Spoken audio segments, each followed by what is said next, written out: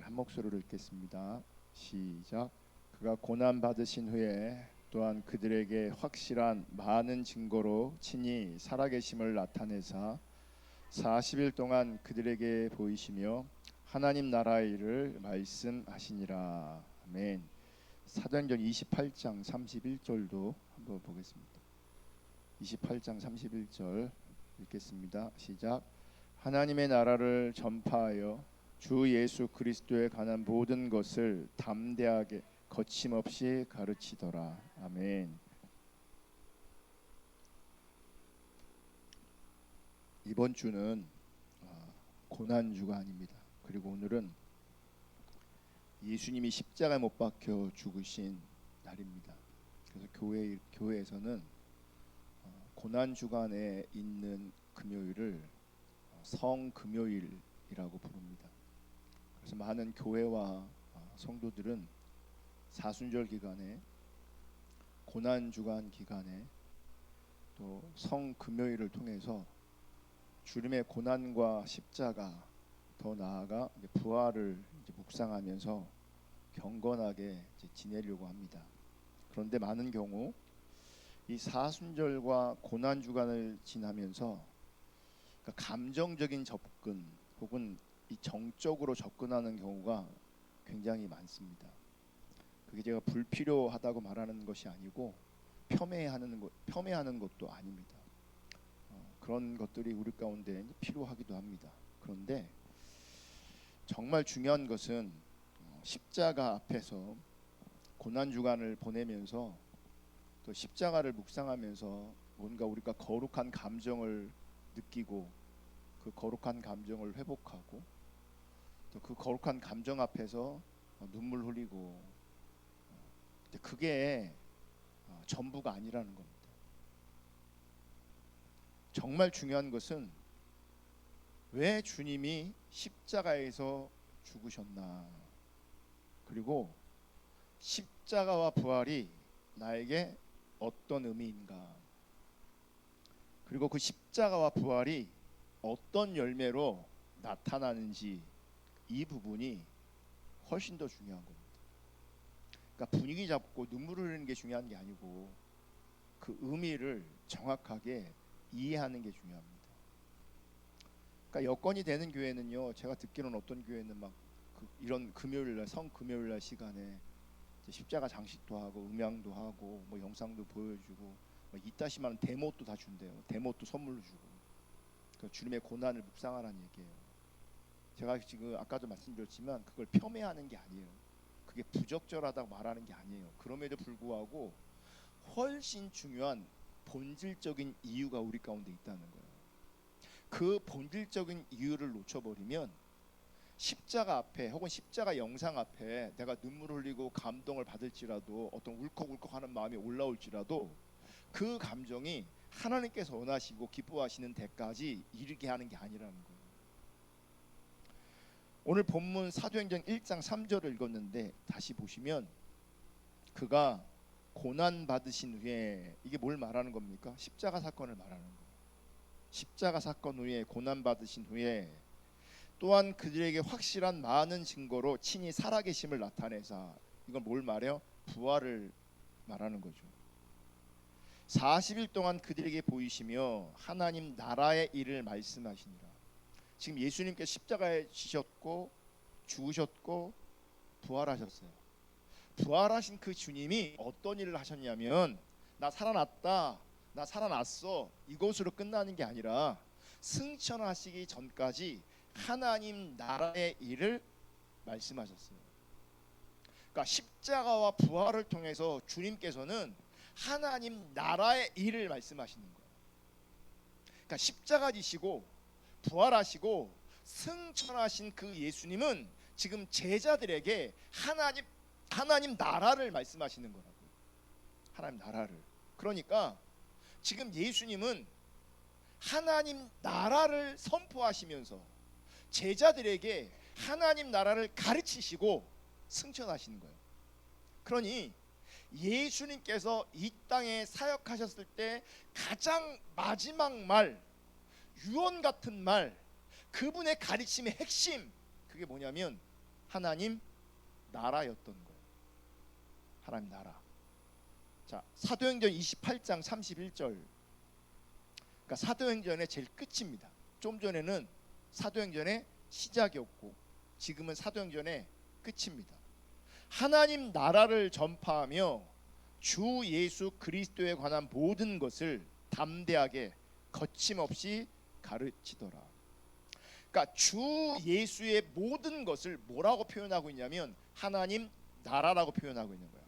하나님 나라를 뭐라고 표현하고 있냐면 주 예수 그리스도의 모든 것이라고 표현하고 있는 거예요. 자, 예수님께서 십자가 지시고 부활하시고 승천하시기까지 하나님 나라를 집중적으로 전하셨고, 그 하나님 나라를 배운 제자들은 하나님 나라를 전하되 담대하게 거침없이 가르쳤어요. 그러므로 복음이 뭐냐? 우리가 배우고 우리가 추구하는 참된 신앙이 뭐냐? 참된 복음의 핵심, 참된 신앙의 핵심은 하나님 나라예요. 하나님 나라. 그래서 제자들도 사도행전 마지막에 하나님 나라를 담대하게 거침없이 가르쳤다라고 마무리 짓고 있는 겁니다. 결국 십자가와 부활 그리고 승천은 어디로 귀결되냐면 하나님 나라로 귀결되어지는 거예요. 이게 굉장히 중요합니다. 십자가로 시작해서 어디로 결론이 맺어지냐면 귀결되어지냐면 하나님 나라로 귀결되어지는 거예요. 그러면 역순으로 하나님 나라가 우리 가운데 이루어지지 않으면 십자가도 우리 가운데 실제가 아닌 거예요. 십자가와 하나님 나라, 십자가와 부활과 하나님 나라는 연결되어 있는 거예요. 그러니까 고난주간이고 뭐 사순절이고 성금요일이라고 해서 분위기 끌어올려서 눈물 철철 흘려도 하나님 나라가 우리 가운데 실제하지 않는다면 우리는 십자가를 모르는 것이고 부활과도 상관없는 거예요. 진짜 십자가를 알고 부활에 우리 가운데 생명이 역사하면 그 십자가와 부활이 반드시 우리 가운데 하나님 나라로 나타나야 돼요. 그래서 예수님은 십자가에 죽으시고 부활하셔서 승천하시기 전까지 하나님 나라의 일을 가르치신 거예요. 그리고 제자들은 그들의 평생 가운데 뭘 전했냐면 하나님 나라를 전한 거예요. 단순히 교회를 전한 게 아니에요. 어떤 특정한 사람을 전한 게 아니에요. 하나님 나라를 전했다고. 아멘. 그러므로 십자가와 부활이 진정 우리 가운데 의미 있으려면, 십자가와 부활이 진짜 우리 가운데 의미 있으려면 우리의 신앙과 우리의 삶도 반드시 하나님 나라로 귀결되어져야 돼요. 제가 사도행전 28장 31절에 보면 제자들이 하나님 나라를 전파하되 담대하고 거침없이 전했대요. 왜 그러냐?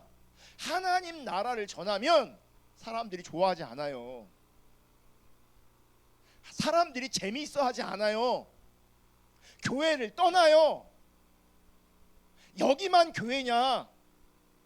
다른 데 교회 많다. 은혜스러운 교회, 은혜스러운 설교, 응답받는 곳, 은사가 나타나는 곳, 쓰러지고 자빠지고 하는 재밌는 곳 많다는 거예요. 그래서 하나님 나라를 전할 때 반드시 필요한 게 뭐냐면 담대함이에요. 담대함. 이 얘기 뭔지 아세요? 여러분이 하나님 나라의 복음을 따라가려면 동일하게 뭐가 필요하냐면 이 담대함이 필요해요. 그냥 하나님 나라가 우리 가운데 이루어지는 게 아니에요. 십자가가 분명하고 부활의 생명이 분명할 때에 그 하나님 나라가 우리 가운데 분명해지고, 그 분명해진 그 하나님 나라를 내가 담대히 거침없이 가르치게 되어지는 거예요. 그게 제자예요. 그게 제자였다고요. 그래서 그러니까 지금 우리 시대에 통용되고 있는 직분 말고 군중들은 이 십자가를 모르기 때문에, 부활을 모르기 때문에 하나님 나라를 살지 못하고, 하나님 나라를 살지 못하니 하나님 나라를 전할 수가 없어요.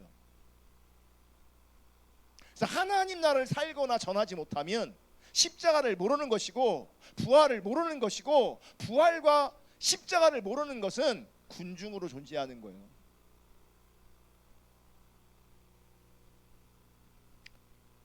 그래서 우리는 하나님 나라를 바르게 알아야 돼요.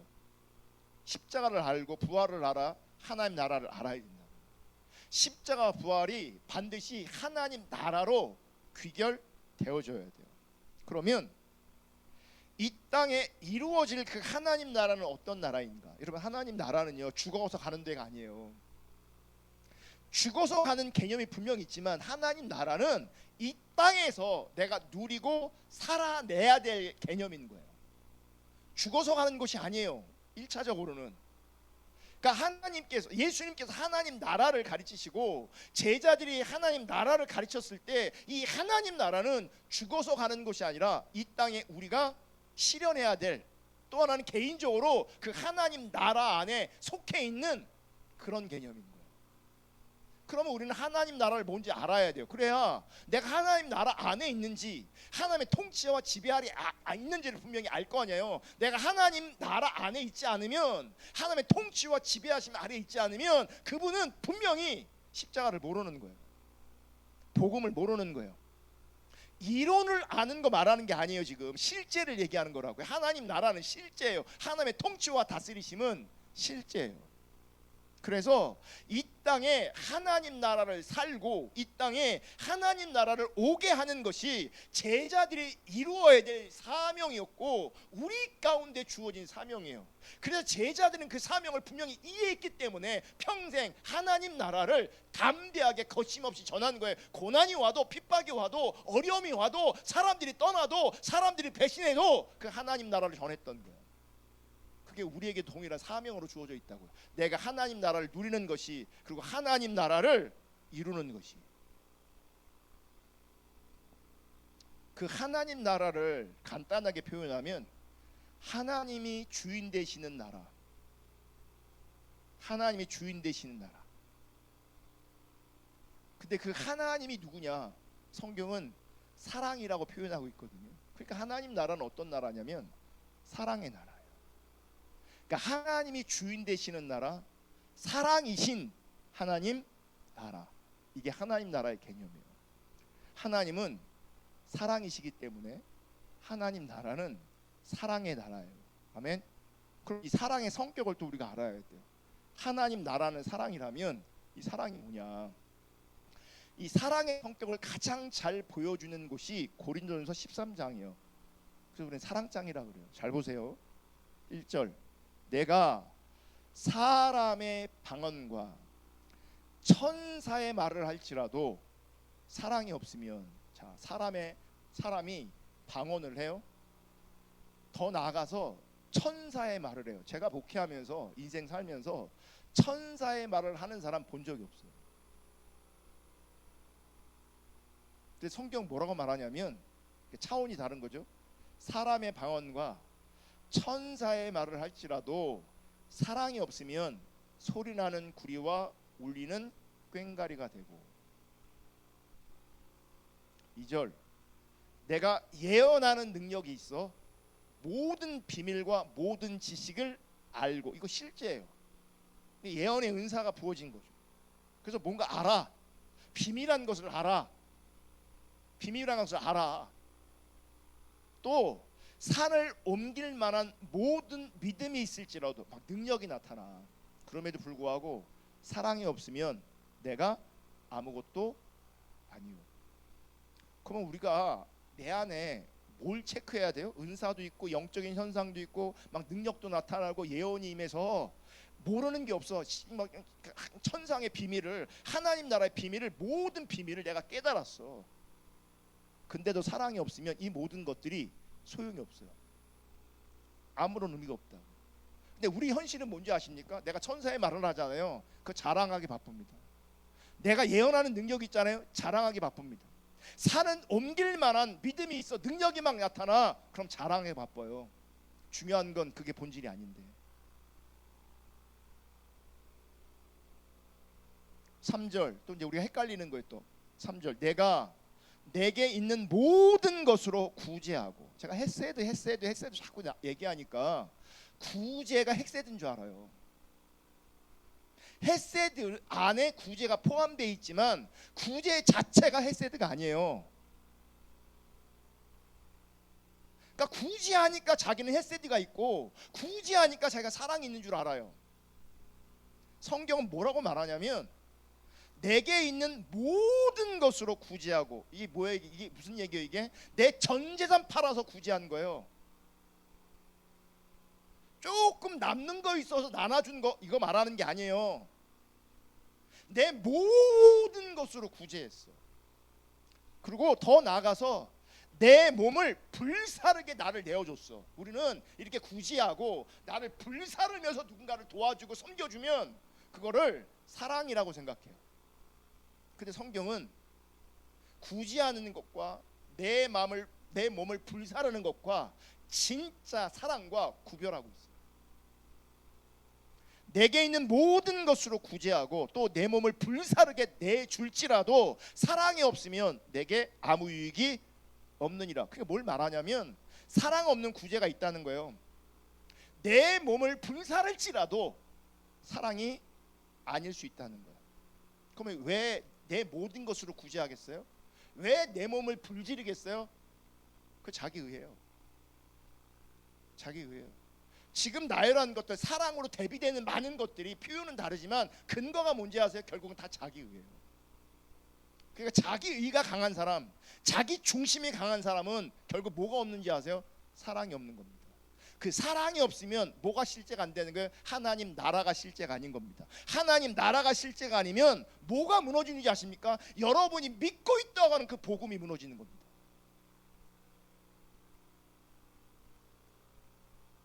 그러면서 이제 사랑의 성격을 얘기해요. 사랑은 오래 참고, 사랑은 온유하며 시기하지 아니하며, 사랑은 자랑하지 아니하며, 교만하지 아니하며. 그러니까 진짜 사랑이 아니면 우리 안에 뭐예요? 못 참아, 온유가 안 돼, 시기가 저절로 돼요. 자랑하지 말라고 해도 결국 자랑하고 있어요. 근데 그 자랑의 내용을 보면요, 사실 별것도 아니에요. 근데 우리는 그 별것도 아닌 것을 자랑하고 싶어요. 5절 무례에 행하지 아니하며. 이게 왜 무례에 행하지 않냐, 제가 이렇게 좀 이렇게 묵상했거든요. 우리는 내가 친절하게 행하는 것처럼 보이면 그게 사랑이라고 생각하는 거예요. 왜냐하면 성경은 무례에 행하지 않으라고 했으니까. 그러니까 뭘 말하냐면 성경은요, 우리 중심 가운데 친절한 모양을 말하는 게 아니라 진짜 내 안에 사람에 대한 존중이 있느냐를 묻는 거예요. 무례함이 전제가 되면 친절하게 보여도 그건 사랑이 아닌 거예요.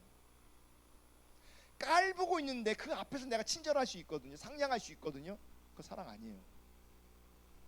무례한 거죠. 그 무례함을 다른 사람이 눈치를 못 채는 거죠. 근데 그 무례함을 누가 하시냐? 하나님이 하세요. 사랑은 자기의 유익을 구하지 아니하며, 자기 유익을 구하지 않아요. 그러니까 자기 유익을 구하면 사랑 아니에요. 성내지 아니하며, 악한 것을 생각하지 아니하며, 불의를 기뻐하지 아니하며, 진리와 함께 기뻐하고 모든 것을 참으며 모든 것을 믿으며 모든 것을 바라며 모든 것을 견디느니라. 자, 하나님 나라는 하나님이 주인 되시는 나라고, 그 하나님 나라는 사랑의 나라예요. 그 사랑이 너무너무 중요해요. 그런데 지금 이 읽은 말씀을 잘 묵상하면 이 말씀은 우리 가운데 굉장히 어려운 말씀이에요. 사랑은 언제나 오래 참고 되게 감미로울 수 있거든요. 그리고 이 고린도서 13장을 가지고 노래를 만들면 되게 감미롭게 만들어요. 사랑은 언제나 오래 참고. 옛날에 축가도 부르고, 축가도 사랑은 막. 근데 이게 얼마나 중요한데, 중요하지만 어렵다고. 내용이 어려운 게 아니라 실제가 어려운 거죠. 실제가. 사실 이 이 고린도전서 13장에서 말하는 이 사랑은, 만약 내가 이 세상에 혼자 살고 있다, 내가 무인도에 혼자 있다라고 하면 이 말씀은 우리 가운데 전혀 필요 없는 말씀이 돼요. 나만 있으니까. 지금 제가 뭐 얘기하는 줄 아세요? 고린도 13장에서 말하는 사랑이 우리 가운데 어렵다는 얘기는 다른 말로 하면 관계가 어렵다는 얘기예요. 이 13장이 우리에게 나에게 주어졌는데 이 세상에 나 혼자만 있어. 그럼 이거 하나도 안 어려워요. 어렵지가 않아요. 왜냐하면 혼자니까. 왜 우리가 어렵냐? 이 사랑이 고린도 13장이 왜 어렵고 힘드냐? 왜 실제가 안 되냐? 관계가 어렵기 때문에 그러는 거예요. 사랑은 관계이기 때문에. 원래 인간은요, 사랑받고 사랑을 주어야 하는 존재입니다. 이게 창조 질서입니다. 그러니까 하나님께서 원하시는 창조하신 본래 인간은 사랑받고 사랑하는 존재였어요. 근데 그게 타락으로 말미암아 그 사랑의 관계가 깨졌어요. 그러니까 근본적으로 인간 가운데 있는 근본적인 문제가 뭔지 아십니까? 돈 문제가 아니고 사실은 인간이 가지고 있는 가장 근본적인 문제는 관계의 문제예요. 그래서 13장이 고린도서 13장이 우리 가운데 어려운 거예요. 이런 관계란 몸의 혈관과 같습니다. 무슨 말이냐면 막히면 문제가 생긴다는 거예요. 막히면. 봐봐요. 우리가 살아가고 있는 현 시대 이런저런 관계를 살펴보면 다 막혀 있어요. 무슨 얘기냐? 환경과의 관계 뚫려 있습니까? 막혀 있습니까? 막혀 있어요. 자연은 하나님의 창조 섭리 가운데 인간에게 모든 것을 내어주지만 인간은 그렇지 않아요. 자연을 돌보지 않아요. 그래서 자연과의 관계가 막혀 있어요. 자연과의 관계가 막혀 있음으로 말미암아 그 결과, 그 불이익 결국 누구한테 돌아오냐면 우리 인간에게 돌아와요. 그러니까 어리석어서 못 내다보는 거예요. 지금 일본도 그렇고요, 미국도 그렇고요, 댐들을 엄청나게 부시고 있어요. 인간의 지혜를 가지고 과학을 가지고 댐을 만들면 우리가 풍요롭게 잘 살 수 있다라고 생각했는데 시간이 지나 보니까 도리어 댐이 있는 것보다 댐이 없는 게 훨씬 더 우리 가운데 이롭다는 걸 알았어요. 댐을 세우는 비용보다 댐을 부시는 비용이 더 들어갈 수도 있지만 그럼에도 불구하고 장기적으로 생각할 때 댐을 부셔버리는 것이 훨씬 더 이익이라고 그들이 판단되었어요. 지금 댐들을 다 부시고 있어요. 그래서 이게 뭐예요? 자연과의 회복을 말하는 거거든요. 근데 몇 군데 선진국들만 그렇게 반응하지 우리나라도 지금도 댐을 더 지려고 한단 말이에요. 우리나라도. 이사야 59장 2절. 이사야 59장 2절.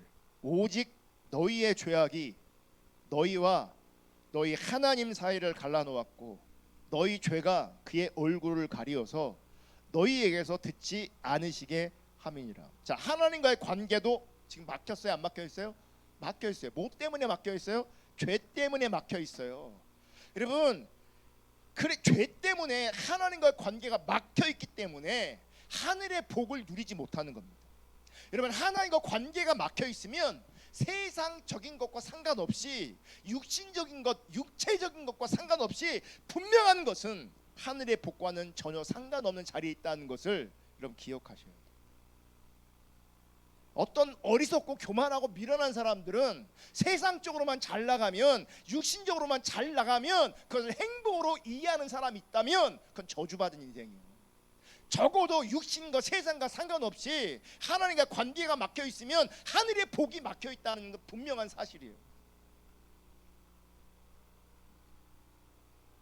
우리는 환경과도 관계가 막혀 있고 하나님과도 관계가 막혀 있어요. 그럼 인간관계는 어떤가? 인간관계도 막혀 있어요. 여러분, 고린도 교회의 문제는요, 표면적으로는 은사의 문제이지만 본질적으로는요, 관계의 문제예요. 관계의 문제이기 때문에 아주 중요한 말을 바울이 하는 거예요. 니네 사랑이 없다.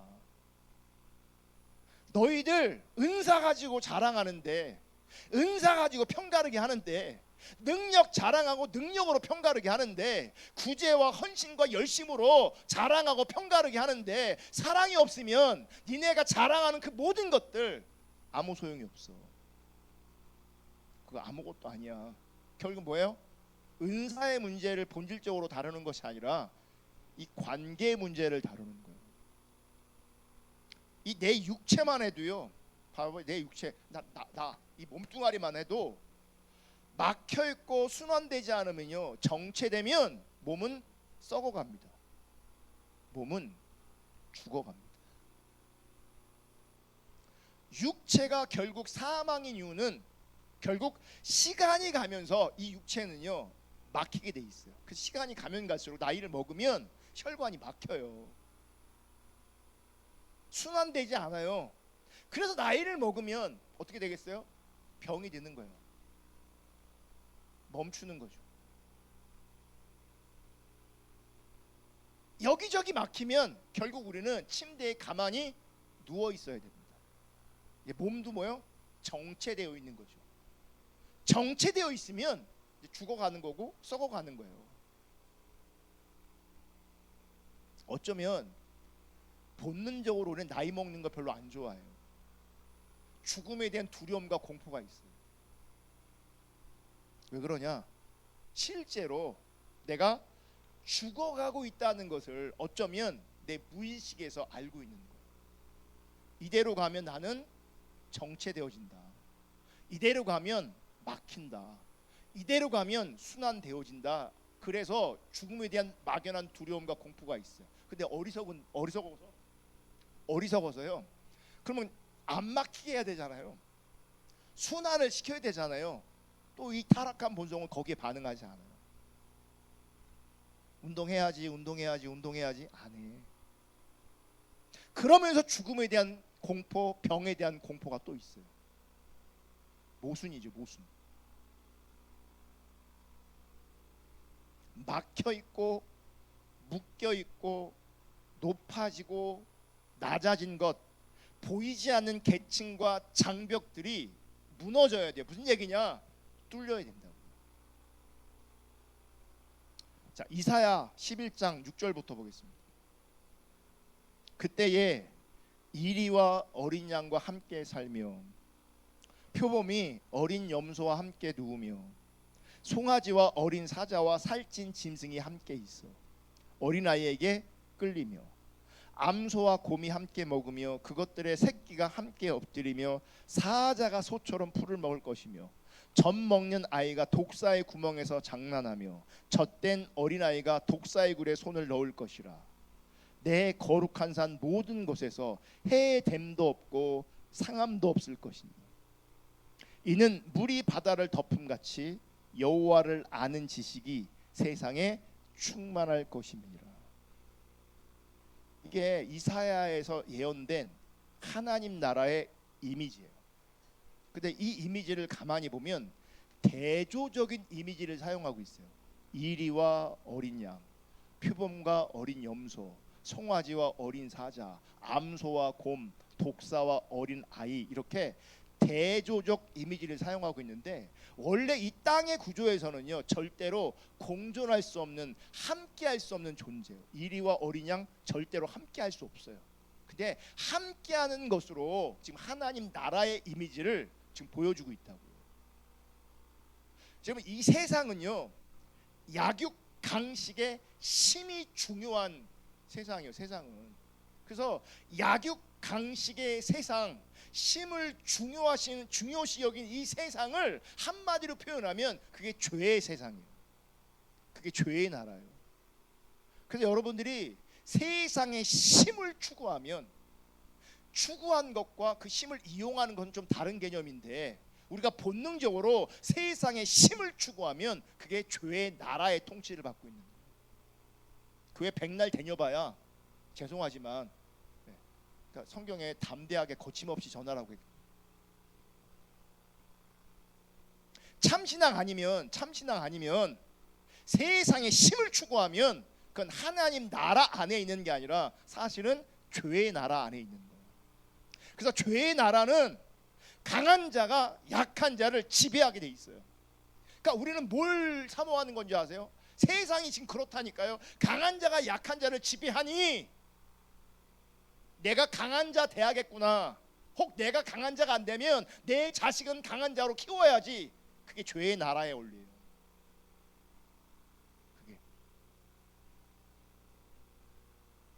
그래서 사람들은 이리, 표범, 사자, 곰, 독사가 되길 원해요. 왜요? 잡아먹히지 않으니까. 잡아먹는 존재이니까.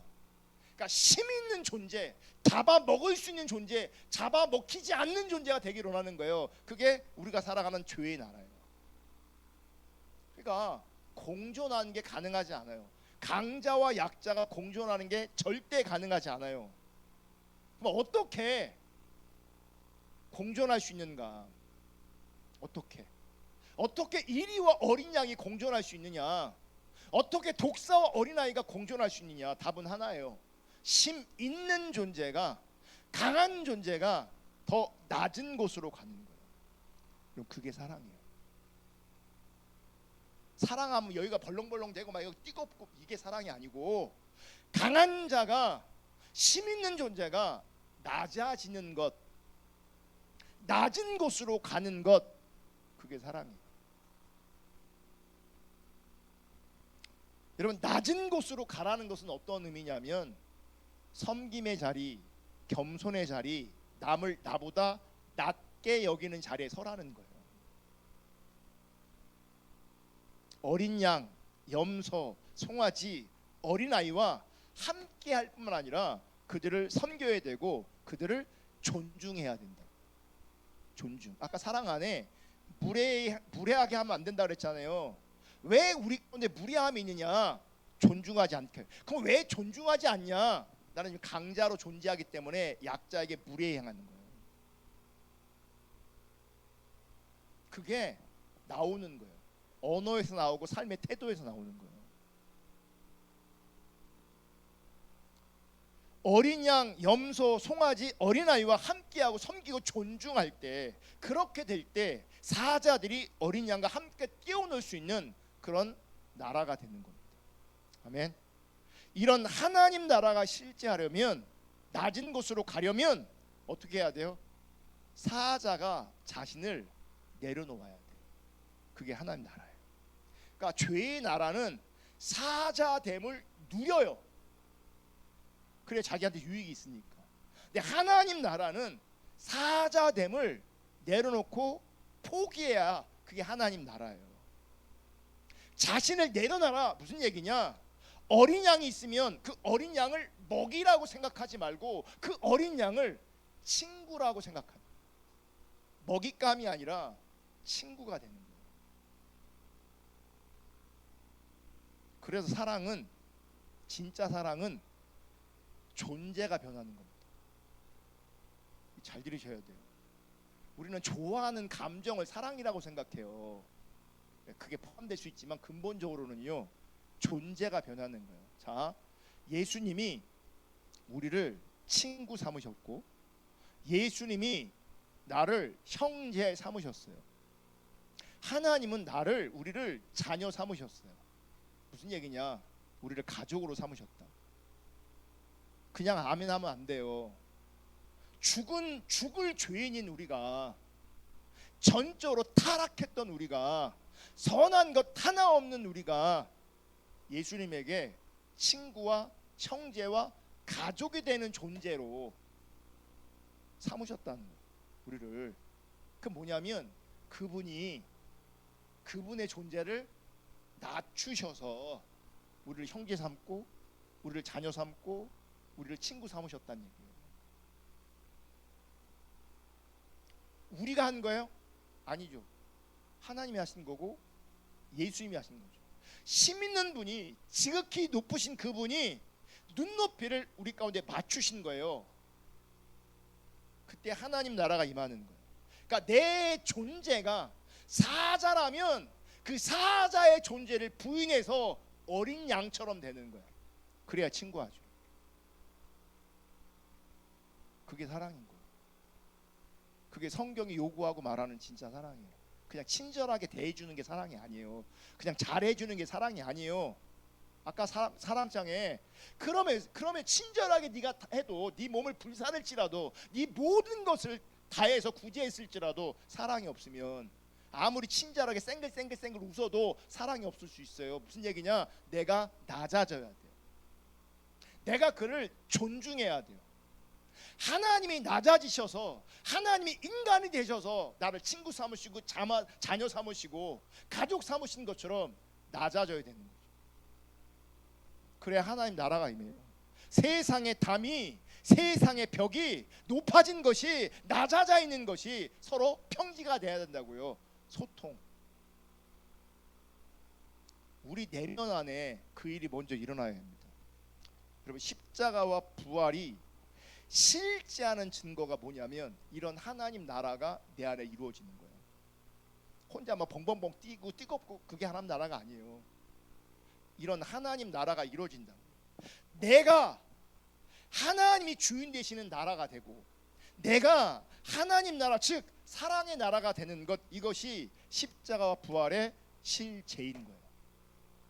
이게 마지막으로 하나님 나라의 특징 하나만 나누겠는데 한마디로 말하면 어울림이에요. 어울림. 사자만 있고 혹은 어린 양만 있으면, 쉽게 말하면 끼리끼리만 있으면 그것은 회기랍니다. 회기라요. 아니 사자는 사자끼리 편하지. 어린 양은 어린 양끼리 있어야 사실 편하지. 끼리끼리 있어야 사실 편하지. 근데 그것은 회기라. 회기라.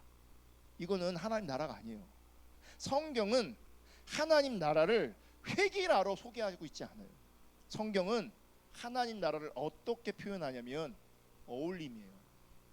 어울림. 이리와 어린 양이 어울리고 표범과 어린 염소가 어울리고 독사와 어린 아이가 어울리고 송아지와 사자가 어울리고 다른 존재가 어울리는 것. 그게 하나님 나라의 특징이에요. 서로 다른 존재가 어울리는 것. 그러니까 보세요. 성숙한 사람이 누구냐? 하나님의 통치와 다스리심이 실제인 사람이 누구냐? 잘 어울리는 사람이에요. 그거를 예수님은 화평케 하는 자라고 말하는 거예요. 나는 니네들과 상관없이 나는 나만 하나님 보고 살 거야. 그거 하나님 나라 아니에요. 그건 독불장군이에요. 그거는. 낮아져야 돼요. 섬겨야 돼요. 눈높이를 맞춰야 돼요. 그게 하나님 나라가 임하는 거예요. 그게 부자는 부자끼리, 가난한 사람은 가난한 사람끼리 있으면 마음이 편해. 여러분 가난한 사람들은요 가난한 사람끼리 만나요. 그게 편하다니까. 웃기는 게 뭔지 알아요? 공부 못하는 인간들은 공부 못하는 인간끼리 붙어 다녀요. 그게 편해요. 그게 편해요. 근데 그게 하나님 나라가 아니라고요. 어울림이라고요. 부자와 가난한 사람들이 함께 어울릴 수 있어야 돼요. 그러면 심 있는 사람이 혹은 잘났다고 생각하는 그 사람이, 은혜를 많이 받았다고 하는 그 사람이 낮아져야 돼요. 어울리고 그 어울림이 하나가 돼야 돼요. 그게 하나님 나라예요. 이게 안 되면, 이 관계가 안 되면 멈추는 거죠. 멈추는 거란 말이에요. 막히는 거라고요. 그러면 개인도 죽고 그 개인이 속한 관계된 사람도 죽고 공동체도 죽게 돼 있는 거예요. 막혀버리니까. 십자가와 부활은 이렇게 실제적 하나님 나라로 귀결되고 있다는 것을 분명히 기억하셔야 돼요. 그러니까 은혜 받는 감정이 굉장히 중요할 수 있지만 그 은혜스러운 감정 본질이 아니에요. 신앙의 본질은 사랑이에요. 그 얘기는 관계예요. 내가 관계에 약하다. 그분은 억수로 많이 기도하고 노력하고 수고해야 돼요. 그게 하나님 나라예요. 그게 다른 건 하나님이 책망하지 않아요. 돈이 없는 거 책망하지 않아요. 건강하지 않은 거 책망하지 않아요. 내가 머리가 좀 딸리는 거 그거 하나님 앞에 하나 중요하지 않아요. 왜냐하면 하나님 이 땅에 다양한 존재를 두셨어요. 근데 그 다양한 존재가 어떻게 되기를 원하시는 거예요? 어울리기를 되기를 원하시는 거예요. 교만하면, 사랑하지 않으면 뭐예요? 그 하나됨을, 어울림을 깨는 것이고, 그 어울림을 깨는 것은 하나님 나라가 아니라 사실은 죄의 나라 가운데 있는 거예요. 죄의 나라. 십자가와 부활은 실제적 하나님 나라로 귀결되어집니다. 그 하나님 나라를 이 고난 주간에 부활절을 앞두고 묵상할 수 있기를 축복하고요. 그 부활의 생명이 우리 가운데 실제한다면 그 생명력은 하나님 나라를 이루는 것으로, 낮아지고 섬기고 존중하고 어울리고 하는 것으로 나타날 겁니다. 그런 은혜가, 그 복음이, 그 참신앙이 우리 모두 가운데 실제되어질 수 있기를 주님의 이름으로 축복합니다. 기도하겠습니다. 우리 주신 말씀 생각하면서, 오늘 주신 말씀이 결코 가벼운 말씀이 아닙니다. 진짜 하나님 앞에서, 말씀 앞에, 복음 앞에 나를 돌아보고, 내가 하나님 나라에 있는가, 하나님 나라에 속해 있는가, 내가 그 하나님 나라를 이루고 있는가, 정말 고민 많이 하셔야 합니다. 오늘 말씀 붙잡고 회개할 게 있으면 회개하고, 또 결단할 게 있으면 결단하고, 은혜를 구할 게 있으면 은혜를 구하셔야 합니다. 그냥 막연하게 앉아있다 그냥 가지 않기를 정말 주님의 이름으로 축복합니다. 다 같이 기도하겠습니다. 하나님 감사합니다. 이 밤도 우리 가운데 함께 하시는 주님을 찬양합니다. 이 밤에도 우리 가운데 정말 중요한 말씀 우리 가운데 주셨습니다. 우리 안에 담을 수 있게 하시고, 또 생각나게 하시고, 묵상하게 하시고, 고민하게 하시고, 특별히 나 자신을 복음 앞에, 말씀 앞에 돌아볼 수 있는, 진단할 수 있는 그 은혜를 부어 주시옵소서.